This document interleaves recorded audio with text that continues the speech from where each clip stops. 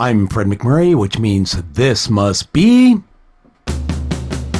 Pillars, pillars, pillars of franchising.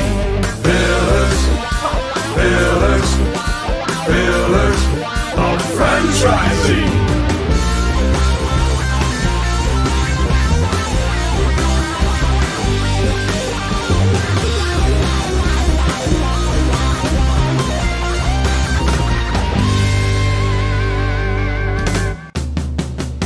Pillars, pillars, pillars of franchising.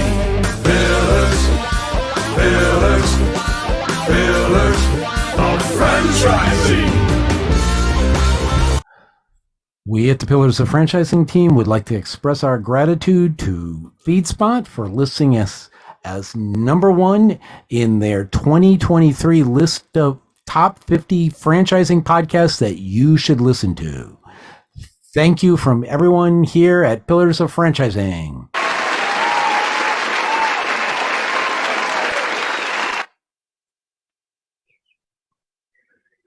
And good afternoon, and welcome to another episode of Pillars of Franchising. We've got a great show for you today. It's absolutely packed with just about every single person on the team. I'm going to present to you today with some very exciting information.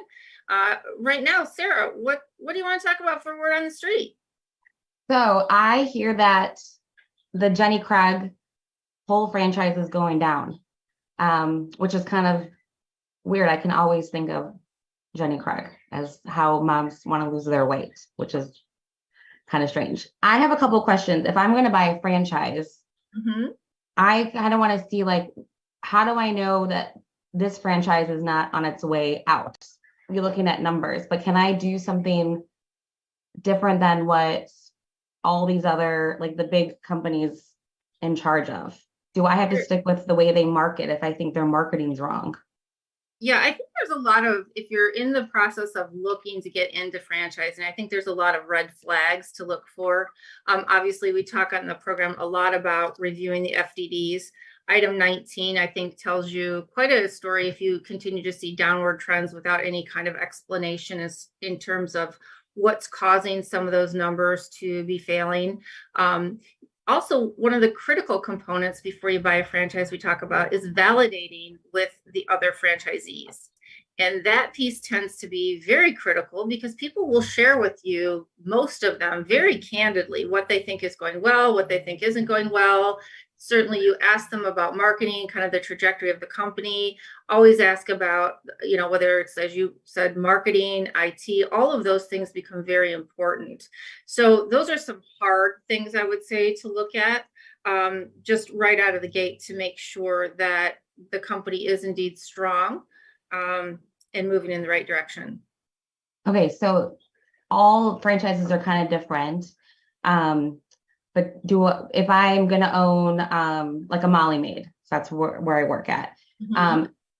They're like, you can market different ways. You can market, they give you a whole bunch of different options. And some I think are better than others. And coming from my perspective, I thought, why are we not texting clients? So for years, I'm like, why are we not doing this? So finally we're doing it. Right. Is there like rules? It just depends on what franchise you go to, if you can do your own thing or you have to follow their way of doing things, even if you think it's out of date? Yeah, that's actually a really great question. So a lot of franchisors are pretty tight in terms of what you must do, but a lot of them will give you some leeway in your local marketing efforts, right? So let's say, for example, I tend to sponsor a lot of the local schools because my goal in my community is to be part of the fabric of the community. So when people think of cleaning, they automatically think of my business. That is not something that my franchisor says I need to do, but it's one of the things that you can do, right? And I think when it comes to local marketing, that is certainly something that you tend to have more feedback and more ability to kind of choose what you do. The other thing, we talked a lot about emerging brands in the last couple of weeks. I think when you talked about getting involved in an emerging brand, particularly if you as a new franchisee has some marketing background, if you understand the demographics of the territory that you're in, a lot of times you have a lot of say with that franchisor in ideas. They allow you to run a test, see what, how those results come out. And I think the really important thing is to have a strong relationship with the franchisor and ensure that they have a really strong marketing team. Okay. Yeah, that makes sense. I think that if you are actually active in your area and wanting to do things like, that maybe Blockbuster should have went to virtual quicker, and, didn't let Netflix take over. So it's kind of the same thing with Jenny Craig is what I think, that they just kind of missed that opportunity to kind of go in a different way. So that makes sense. We saw a lot of this as examples when COVID-19 hit, right? It was a franchisor and franchisee's ability to pivot. So you had typical brick and mortar restaurants that maybe didn't have drive-throughs, really didn't have much of a carryout business. Suddenly their ability to pivot was critical in the way they overcame some of the restrictions that were put on them during the pandemic. And much like you could say a Blockbuster or Jenny Craig, they certainly had a much longer time to see the evolution away from the products or services they offered. They just weren't nimble enough to make the changes. And sometimes that's a leadership issue. A lot of times it is. They're not able to see, 5-10 years ahead. And most people would tell you that you should always be looking ahead, right? Always plan for the next thing, the next 5 or 10 years, have a vision. And sometimes you just have companies that just have big misses, and whether that's because of lack of funding, because it's lack of leadership, it's really tough to say. So, all right, yeah, that's helpful. Thank you. Thank you. And now let's get on to our show. Yay! Welcome, Andrea. Oh, she's on mute. So I'll welcome Matt Goebel he is the CEO of Woven. How are you today, Matt? Wonderful. How are you doing? Good. Andrea, are you there with us now? I am here now. Yes, I am. Waking up slowly. Pacific time takes a while. Yeah. Well, you're in Canada, right? I am. Yes. Yeah. It's probably not as nice and sunny up there. Well, today we're in a heat wave. We're going to be up to 90 American, 30 Celsius. Okay. I love that you say 90 American, because if you said Celsius, I would be trying to convert in my head, and that's a disaster. Yeah. Well, awesome. Well, we're so excited. Matt happens to be here in Chicago today, but I did not know until we were talking before the show. And Matt, would you like to tell us a little bit about yourself and what brought you to Chicago? Yeah, absolutely. So Matt Goebel, I'm the CEO and founder of Woven. It's currently my focus the last 7 years, but before that, and for the last 15 years, I've been in the franchise space, kind of as a supplier. And then in 2016, also started as a multi-unit franchisee. So this interesting perspective as all three sides of franchising, at the pillar of franchising of supplier, franchisor, and franchisee. And then I find myself in Chicago. I live in Indianapolis, but find myself up the road in Chicago this week for the Franchising Young Conference. Is in town this week through tomorrow, through Friday. Awesome. And we talked a little bit about that. That's a great event going on for folks who are, I think we said it was like less than 45-ish, right? Folks that are in C-suite positions in franchising. So that's a great opportunity to get your brand out there. Yeah, it's a great way to bring together the next up and coming kind of generation of leadership within the franchising industry across all segments, right? The suppliers are here, there's Zors here, there's all sides there's a lot of multi-unit franchisees here as well. So it's great to be interacting with this next generation that's coming up.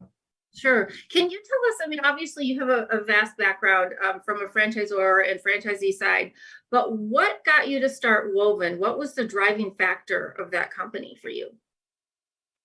Yeah, so up until the point of starting Woven, I'd been, in the consulting advisory role for brands and kind of going across different industries. Didn't really plan on being in franchising, to be perfectly honest. Just one day woke up and realized that here I am. A lot of my customers, clients, and what I was doing was in the franchising space, and I just kind of fell in love with it. But what me and my team were seeing as we went brand to brand and worked on different projects was a consistency, a common thread of pain points and issues that exist when you have this convergence of for what is franchising, right? Consistency of operation, brand experience. A customer walks in, they're getting the same thing, or they call up Molly Maids. They have this expectation that's been set for them by the brand. Yeah. In order to do that and to consistently execute on that, right? It requires getting all these geographically dispersed, largely hourly workforce employees to be doing the same thing in a repeatable fashion. And when you have to manage a bunch of geographically dispersed, isolated hourly employees to get them to do the same thing, regardless if it's salon and spa, gym and fitness, home, health, retail, whatever it is, there is this common thread we saw from brand to brand and industry to industry that honestly, we stepped back and we said, why can't we solve these issues for the industry? Why, instead of just doing one-off consulting projects that are high dollar and only certain brands can afford or have the stomach to go through, we backed away and said we should bring something to market that actually, lack of be corny here, but like weaves it all together into one place, hence Woven, but like solves all these issues that otherwise cause franchisees and franchisors to go around and just get a bunch of different tools and kind of push them together. So that's why Woven started. And honestly, while we had this thought for a couple of years, the catalyst to actually do it was when my wife and I became multi-unit franchisees. So we became multi-unit franchisees. We signed our franchise agreements in 2016, opened our first 2 locations in 2017. And that's when we started building Woven as kind of a eat our own dog food situation. Going into it, I had never been an operator before, but I had a lot of perspective on the types of issues we were going to see as we scaled from 1 to 2 to 3, and then hopefully more than that. And so that's where we just started building. At the time, it wasn't even called Woven, but we started building Woven at that time, and it just kind of took off from there. Like it organically grew through the Massage Heights system, which we're franchisees of.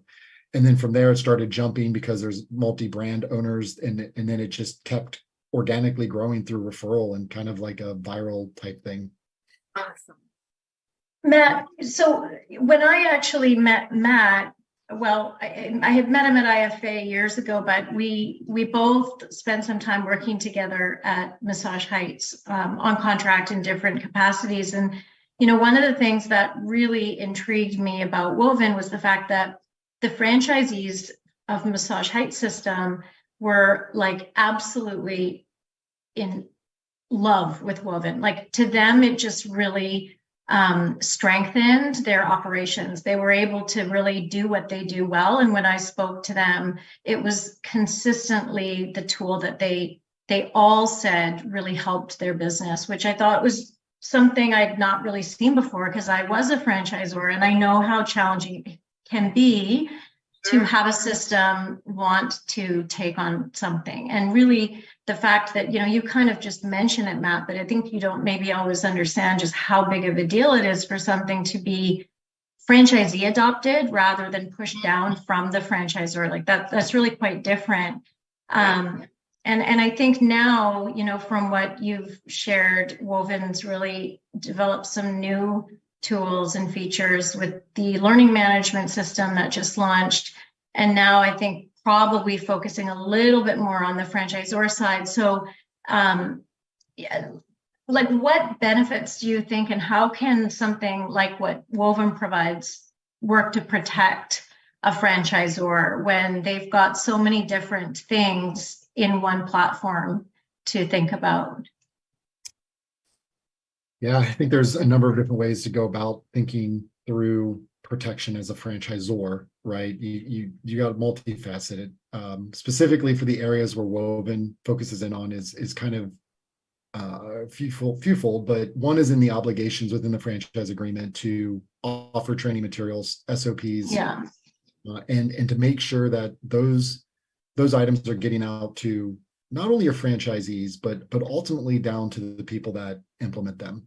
So if I can zoom out really quick on that question, because I think this is kind of at the core of why I was passionate enough to shut my consulting business down and start a software company and start over from scratch from a revenue standpoint was around this, pretty consistent divide I saw within the franchise space where, Zors and Zs operate two different business models, right? Zor is operating a very different business than what their Zs, but they're in business together, right? And so to get that consistency, to deliver that brand experience, et cetera, the Zor needs to work through their franchisees. This is all very basic stuff.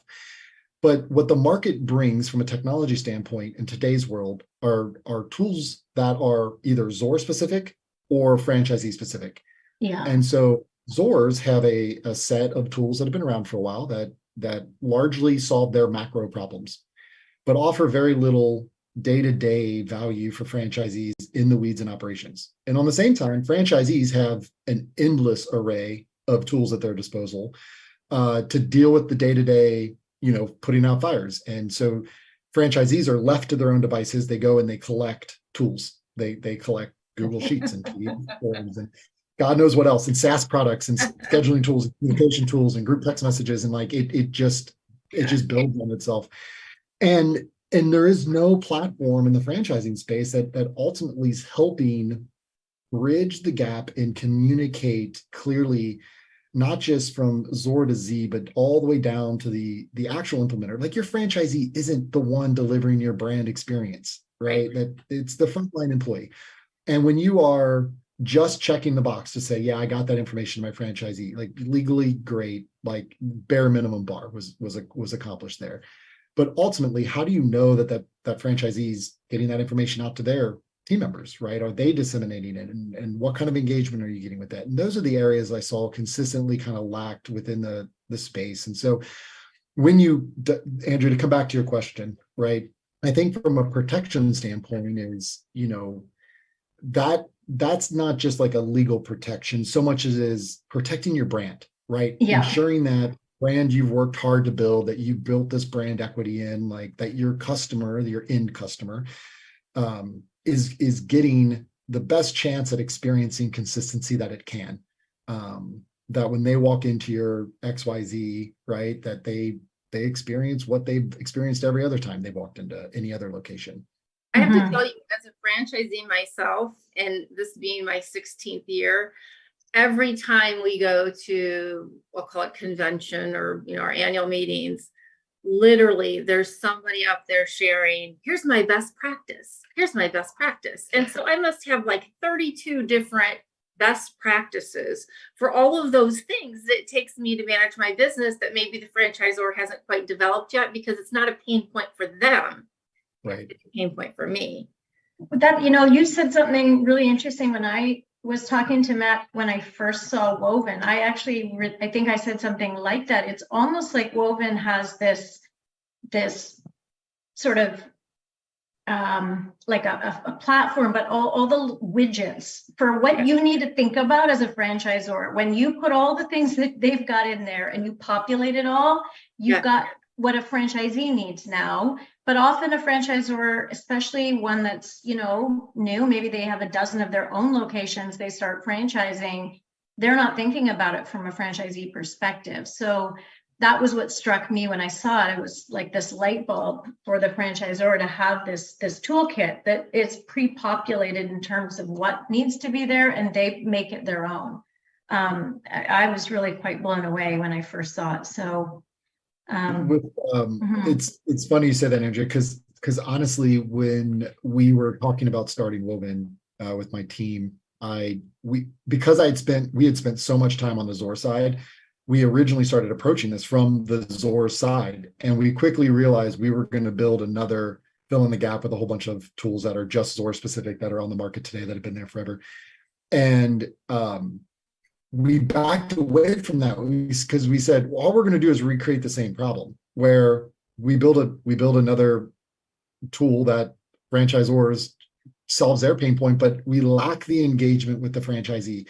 And this is why we actually backed away from our original plans and said, it's going to take longer, but we first have to go solve problems for franchisees that make them want to engage with the tool. We have to solve their pain points. We have to add value for them. And what that means is we have to go get into some really nitty gritty weeds operational stuff, right? Like down into little nuances and just helping their managers save time, helping their managers reduce burnout, right? Onboarding more efficiently, reducing logins, like all these things franchisees thinks about. We had to go build those first in a way that we get the eyeballs, we get the engagement, not because the Zor tells them that they have to use it, but because we are solving problems. We're adding value. We have a bunch of case studies on this now. We've done time studies with our larger customers and stuff. We've gotten some really great results from that.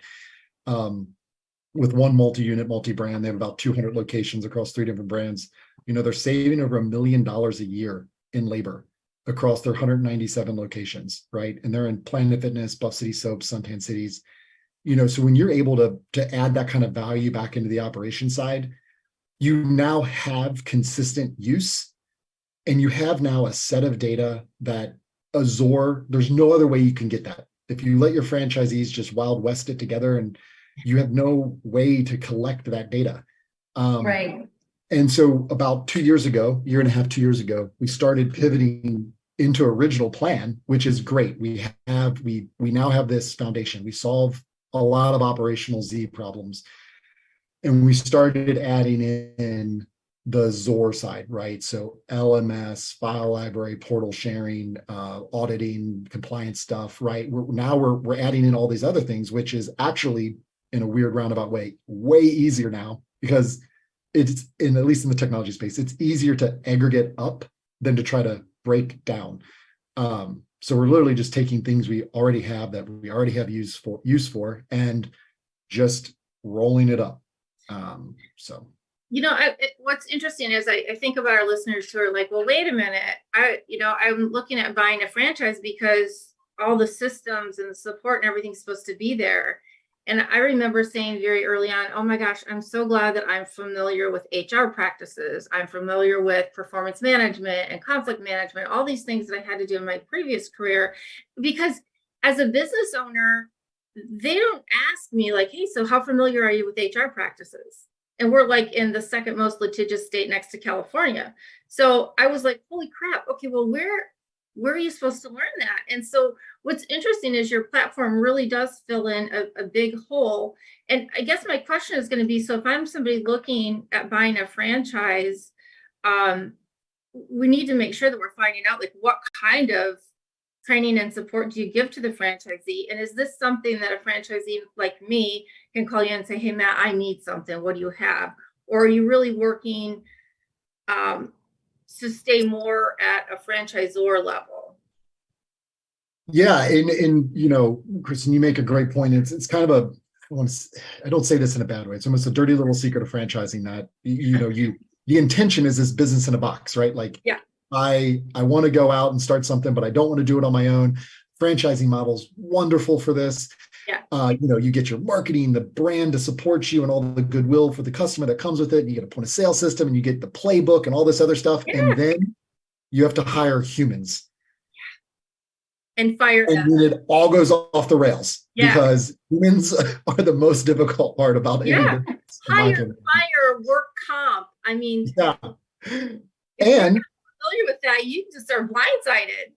Yeah. And again, due to other litigious reasons in our country, right, with joint employer and America right now, like the back and forth between administrations, like it puts franchisors in a really difficult position because they want to help, but they can't help. And you're basically like, hey, that's not my problem. Like, your employees are your problem.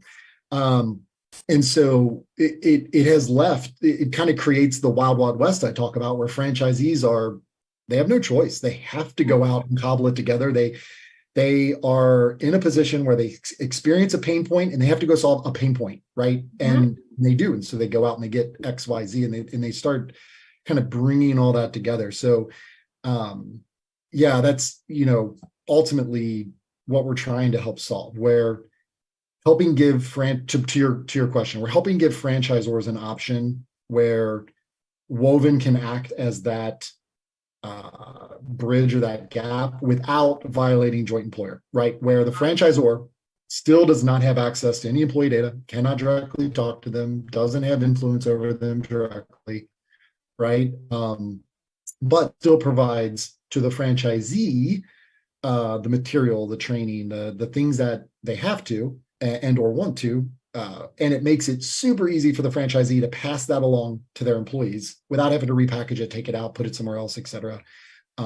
It just streamlines the whole process, helps that flow of information get down there better. And when you talk about best practices at convention, right, it helps when you have all your franchisees are on just one operations tool versus like, oh, I use X and I use Y and I use Z and I've cobbled this together and I have Airtable moving things between things. And it's just like, you can't replicate that across the system, right? You can't replicate duct and baling wire type solutions. So yeah, it is our mission. Like we exist to try to solve that problem. It's a tricky one, but it's the passion behind what we're doing.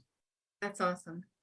So in terms of like, if someone were wanting to implement a system like Woven, whether they might be a multi-unit franchisee or maybe they're a franchisor, like from your experience, I mean, you come from it from so many different angles. Is there a size of a franchise or a number of locations where you think that this makes the most sense? And not just in terms of the investment, because it doesn't, like from your website, Woven is not particularly expensive for all of the pieces that are involved. To me, as a former franchisor, like that just doesn't seem like a lot. But then also in terms of the time to implement, can you walk us through sort of what you recommend there?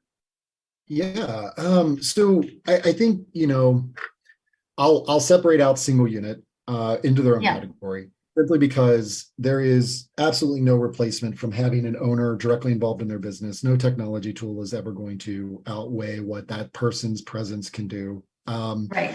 And at the same time, if your aspirations are only ever to be a single unit, right? Like you don't probably need to invest heavily into systems and stuff. And again, everybody makes their own choice, but really if you are owning your job, which I don't think there's anything wrong with personally, if it's a lifestyle thing, that's great. Like, I don't think while Woven can help you with some things, it's not the value return that you'd probably be looking for. We typically see a sweet spot approach around 20 locations, either brand or single multi-unit owner. Anything less than that, it really depends on the longevity and the maturity of the business, because again, they're somewhere in some growth mode where, depending on how involved the owner still is, they're still doing things some homebrewed way, and are they willing and ready to accept standardization and change in processes and systems, or are they not? Will they fight it? Will they resist it? Typically, when you hit 20 locations and above, you have multiple districts, you have regionals, you have entered a realm of business sophistication that you need a system like Woven to reduce the friction and drag created by all these fragmented systems, and you're willing to invest. You're going to get an ROI from it. That's kind of where we see that, and we can work either or at that size pretty well, and the ROI is really high. Less than that, there is an ROI, but you have to be on a path. Like, you have to be building your infrastructure and your environment because you're going further. Yeah, and I'm thinking about, there's lots of franchisors that might be at 10 and then they've got a dozen that aren't open yet. I mean, to me, that makes sense because they've got to build that with the team they have, which is small. They need that support that Woven can give, either through customer support, but also just the platform. That helps. Yeah. Certainly an emerging brand should be looking at this, because it's far easier to integrate this in the beginning of opening a business than going backwards and trying to retrain all your employees on how things are going to be. So very interesting. And I wanted to comment just briefly and thank you. You did a great job on your article on spiceworks.com. 4 ways technology helps franchise operators reduce staff turnover. If anybody's interested, that's a great article. Matt wrote 4 very clear points on how Woven helps franchise owners tackle some of those issues. So Matt, if people want to get in touch with you, how can we do that? Well, either through the website, startwoven.com. You can reach out through there, or just matt.goebel@startwoven.com as well. You can just reach out to me. Be happy to help however we can. Awesome. I'm so excited to see all the things you're going to do. And personally, as franchisee. I'm like, yes, finally, somebody's doing this. So hopefully we'll see you in our system soon, but we'd like to thank you for being on the show today, and we'll have you again on as a follow-up to see just how many brands you've really been able to help and make change in people's lives. Wonderful. Appreciate it, Kristin. Thank you, Matt. Thank you so Andrew. Hey, franchise owners, how's your local marketing? Do you feel like you could use some help keeping up with your social media posts and comments and reviews? Do you wonder if you could be doing more to attract local customers? Are you able to identify new move-ins to your local area? At Westvine, we help franchisees like you reach more local customers through digital marketing. With daily monitoring, creative content, and ad placement, and customer data intelligence, we'll get your business in front of the people who want your products or services. We also work with franchisors who need an agency to handle the digital marketing for all of their locations. If you're ready to reach more local customers, give us a call at 805-265-5440 or visit us at westvine.com. That's 805-265-5440 or westvine.com. Jerry, welcome to the show today.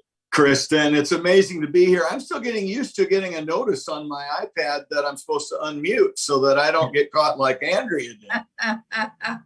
That's really nice. Thank you. Yeah, What a great section with Matt and Andrea. Wasn't that amazing at what Matt's doing with his platform?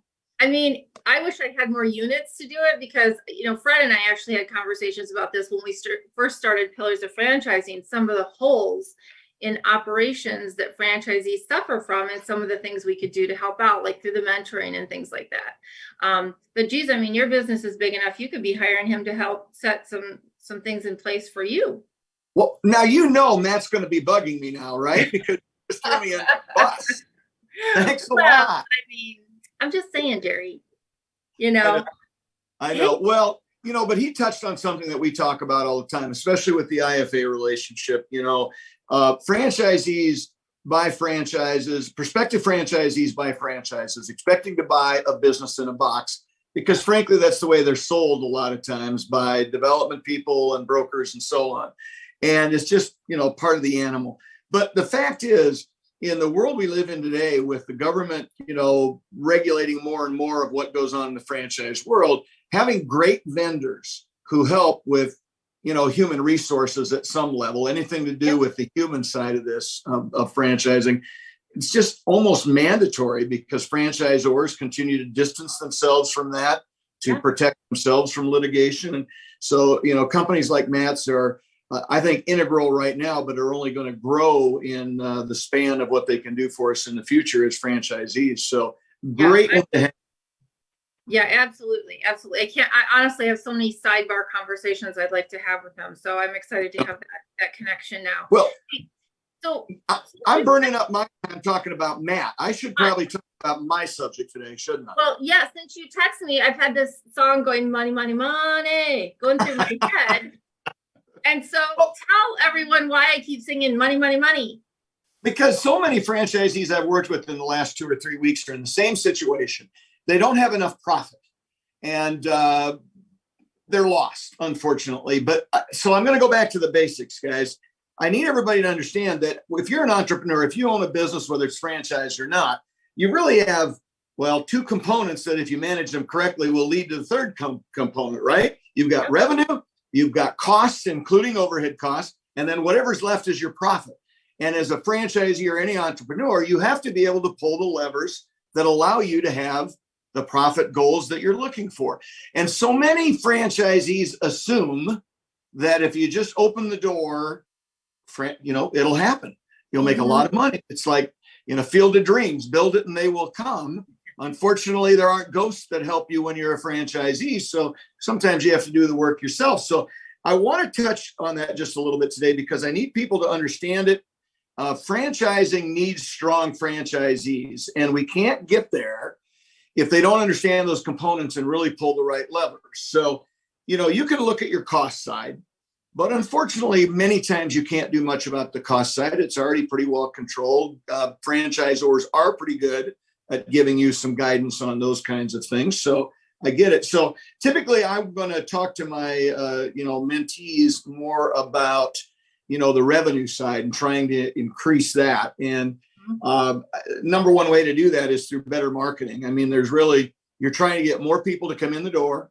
Yep. I don't care if you're a bricks and mortar or like your business, Kristin, where people call you and you go to their homes or whatever the case might be. We need more people swinging doors, more people calling us up, whatever the situation might be. And in the world we live in today, marketing is much easier than it used to be. We used to have TV, radio, and newspaper, and now we've got a lot more beyond that. So I'm an old guy, so I talk about guerrilla marketing and some of the traditional things because there's still, I think guerrilla marketing is the number one way to build retail type businesses. I'm going to beat that drum forever because you can turn that on and off in a heartbeat. But the new guerrilla marketing is social media and online and those kinds of things. And unfortunately, a lot of franchisees run from that because they don't understand it. So I would suggest franchisees wanting more profit, really focus on that, dig into it. If you're not good at social media marketing, there's lots of agencies that'll help you out with that because that is the number one lever to pull right now in the world we live in. If you've got the staff, you can increase staff. If you've got lots of customers but not enough staff, you can work on that. Yep. You can get more customers. You can cut costs. But I would say right now the biggest thing to do is trying to get more people in the door and spread the word. I always talk about selling more things to less people. Yeah. So if you do have the option to add more things to your repertoire, you should do that. I mean, That's McDonald's. not retailing. Well, yeah. I mean, McDonald's did that. They started asking people, would you like fries with that? Right? Yeah, exactly. They grew their package, what they were selling, and it became a very profitable avenue. So, Jerry, before you go too far down that, there's a couple of things you said that I want to ask you about. So, how do you go about, obviously, I think we all acknowledge that the new generation, these younger kids, Gen Z and beyond, Gen Y, they're growing up with this social media. But there's a lot of us that, even when I graduated high school, we didn't have really the internet yet, right? So, how do we bridge that gap? How do you find somebody who's a good social media company to help you with that? Because everybody claims they'll do social media for you, but not everybody can effectively. No, again, what I would suggest to most people is that they word of mouth is one of the best things, right? Talk to other franchisees that, in our systems, there are people that are always known for being very successful. And so I always reach out to them and I say, what's driving this? What are you using? Who are you using? I just did a couple interviews today with people who want to sell me social media work, whatever it might have to be. So I want to, just like validation when you become a franchisee, I want to validate what they're doing for their customers that they currently have. So that's the first thing I would say is reach out through your networks to see if you can learn something about that. And I want to see some examples of what they're doing. I literally want to see, the differences in, sales, revenues, whatever metrics that they can pull together to show how they've taken one of their customers from point A to point B or something like that. I want it to be some business that is relative to my business so that they're going to be after the same prospects. But the fact is, the funny thing is, you can probably find a high school kid that can help you with a lot of this right now, because with just a little bit of training, they're going to be way better at it than you and I will be. Yeah. Well, and it's amazing because I've tried, and I use Westvine for some of my stuff, and I've got some other companies I use as well. But I thought, there's some things that I want to get on and post. Well, let me tell you, between all the different, you use a hashtag here, you use the pound sign here. I don't know what in the world I'm doing. And it takes a long time. So as a franchisee, it's probably not your best use of time if you're not savvy, because you can spend an hour and get like 3 things done because you're screwing around trying to figure out what are the best SEO words, if you even know what SEO means, right? The bottom line is most franchisees have a business to run. They need to focus on running the business. That's inside the 4 walls or whatever the case might be. And hire experts, people that are, and I say this for myself, I hire smarter people than I am, especially in certain segments like social media. Yesterday we had a meeting with our social media people, and they're playing with keywords and things like that. And we're watching the metrics to make sure they're moving the right direction, because again, they're pulling levers for us in marketing, and we want to make sure we pull the right levers. So I want our audience to know that you don't have to know how to do it. You don't have to be great at it. Do some interviews, do some word of mouth, find the right group to help you with that. Give them some goals. When I started with my most recent one, I wanted to double the number of people coming in my door. It's up to them to tell me they can't do that.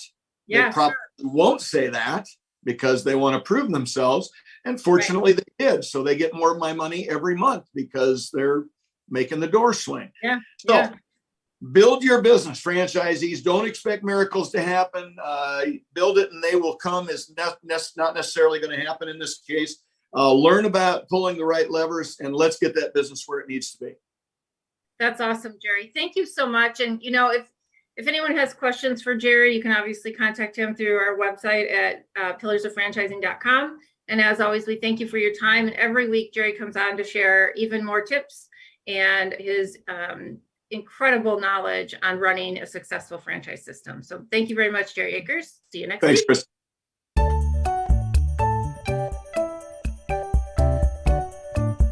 What are the top 3 reasons that you should tune in to Pillars of Franchising? 1, franchise advice from the Million Dollar Mentoring team. And 2, how about interviews from franchise professionals and influencers? And number 3, how about getting some professional tips on buying, growing, and exiting your franchise? Join us on Pillars of Franchising to learn about the secrets of franchising success.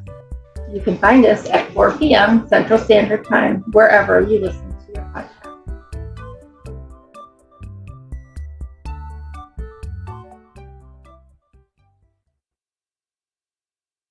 Oh, thank God that commercial's over. But I don't think the show's over. There we are. I'm like, why am I there by myself? It's me in the background just chuckling. Yeah, I was like squinting my eyes going, is it done? We can't be done yet. No. Welcome, Karen. Thank you. I've enjoyed the time together. I mean, I love it. Jerry's talking about, the cost side and we know, and driving revenue and marketing. And, a big part of the whole cost side, it's the people, right? Yeah, that's a big, huge part. And I love Matt. I'm going to go look up Matt and look at more of what he's doing because, and I loved what he talked about as far as the employees are the brand. They are the brand. They're the ones that deliver that frontline experience.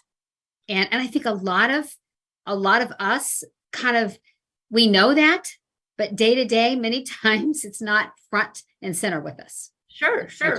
Well, and, I think that, you and I talked briefly before this about, it always used to be you're only as good as your customer's last experience, right?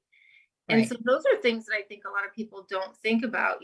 If I go to one of Jerry's places and I get a bad haircut, I don't know if I'm going to go back, right? Unless I've gone there a million times before and consistently they're good. And I just had a one-off from maybe somebody new. Exactly.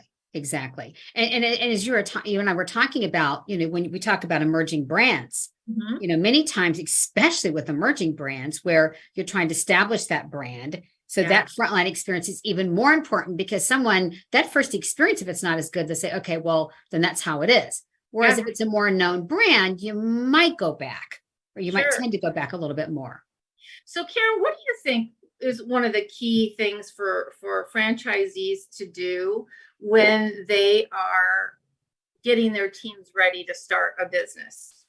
Well, first of all, love the system because Matt's right. I mean, that human piece and having that system in place is really critical. So that's a key piece. And then I'm going to do an and. Even with the best systems in place, we have to make sure several things. First of all, and this is singing this song many times, we need to make sure we get the right people in place. And I think too many times what happens is franchisees look at the technical. Oh, have they done something? Or they'll even, they'll think, okay, have they done this before? Right. And they don't really look at that people side and really look at that person. How do they show up? What's the conversation like? And I think they're quick many times just to kind of hire, because again, if you take a look at where we are and where we've been, it really is tough to hire people. So they'll kind of hire, some people will say a warm body, which just makes me crazy. I think it's looking at that people side of it. And many times we can we can get that from our behavioral interviewing, situation interviewing. I feel pretty strongly about assessments. And it's assessments for to be part of the whole interviewing process, or just basically the whole process as far as onboarding and hiring people. And you can really take a look at, do they have emotional intelligence? Are they people oriented? How do they handle conflict? All those things are really important that might not necessarily all show up on that interview, but it's important to know, and it's kind of your whole picture of hiring someone. And I think at all levels. Yeah, I couldn't agree more. I mean, the folks that I hire aren't college graduates. Some of them may not have even, completed high school, and they're really good at their job. But if they can't get along well with others, right? If they can't interact with the client, I mean, I would rather take somebody who has those good interpersonal skills and are compassionate, and train them how to clean.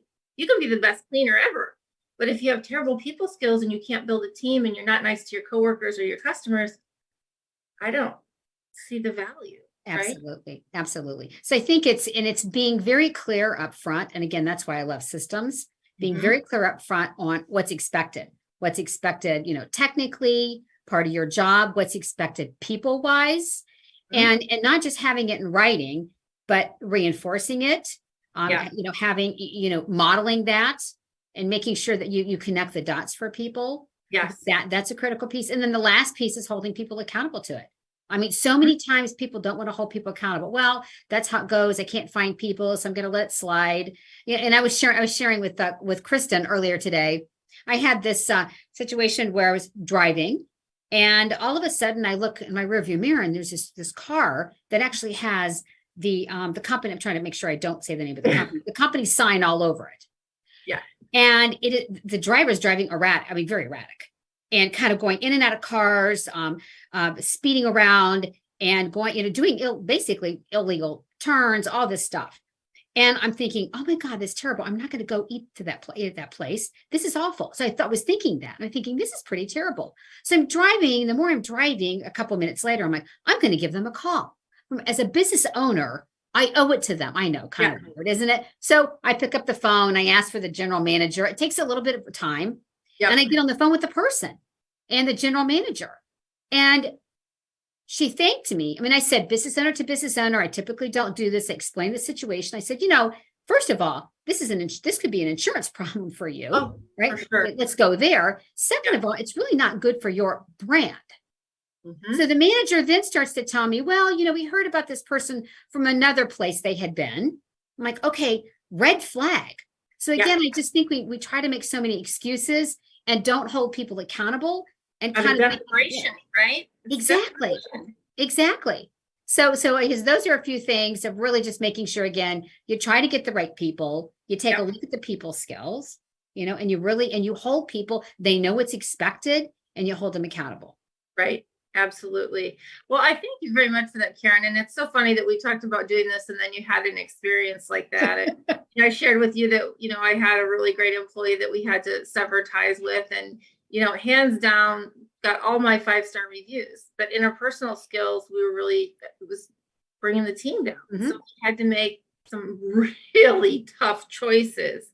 Right. But you can't have toxicity in your workplace. It just doesn't work.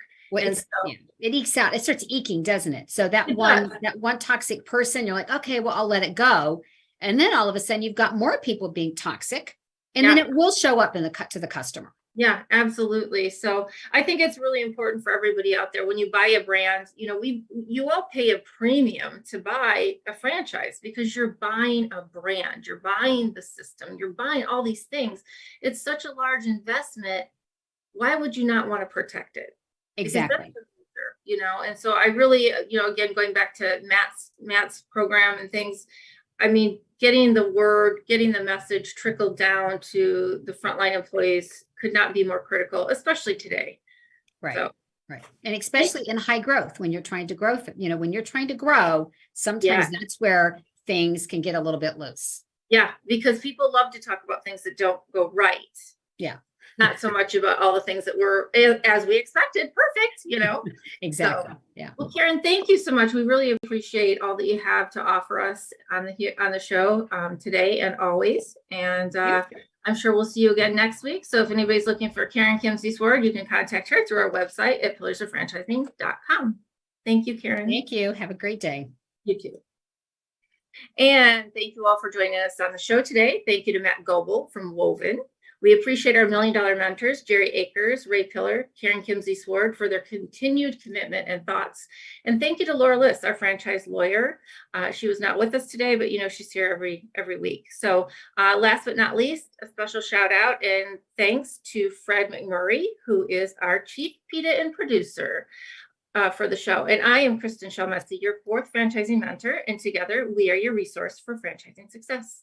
This has been another episode of Pillars of Franchising. Please join us again next week at 4 p.m. Central Standard Time, wherever you get your podcast. And remember, the dream starts here. Have a great day. Certainly.